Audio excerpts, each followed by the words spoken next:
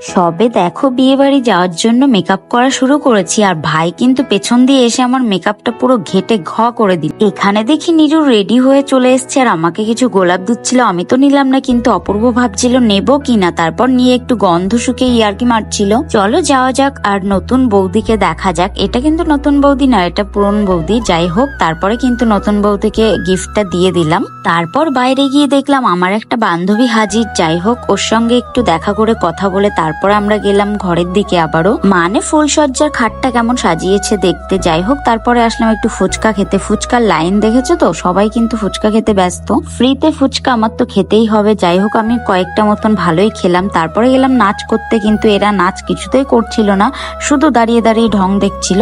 আমি একটু কোমরটা একিয়ে বেঁকিয়ে চলে আসলাম। তারপরে কিন্তু বসে পড়লাম খেতে, আর অনেক লেট হয়ে গেছিল কিন্তু বাড়ি আসতে।